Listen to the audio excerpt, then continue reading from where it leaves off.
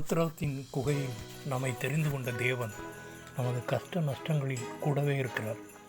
பொன்னானது அக்கினியால் புடமுடுவது போல தேவனும் நம்மை அவர் சாயில் மாறுமுறை புடமுடுகிறார். வட இந்தியாவில் ஊழியம் செய்யும்படியாக அமெரிக்காவில் இருந்த மிஷனரி லீயும் அவரது மனைவி அடா ஹேல்ரிகார்டி ஜோன்ஸ் லீ சுமார் 100 ஆண்டுகளுக்கு முன்பு வந்து இறங்கினர்.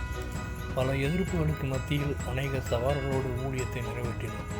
டார்ஜிலிங் மலைப்பகுதியில் வசித்து வந்தனர். தங்கள் 6 பிள்ளைகளையும் பணிப்பெண்ணையும் வீட்டில் விட்டுவிட்டு அவர்கள் கல்கத்தா பக்கம் இறைப்பணியாற்றி கொண்டிருந்தனர்.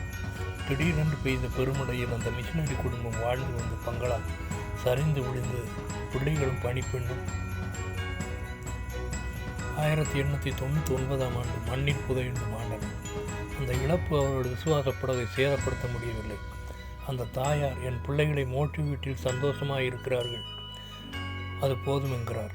மிஷனரி லீ இதை குறித்து கூறுகையில், உபத்திரவத்தின் குகை 7 மடங்கு அதிகமாக சூடாக்கப்பட்டால்தான் 4வது நபராக தேவன் நம்மோடு உலாவுவார், அவர் முகச்சாயலை காண முடியும் என்கிறார்.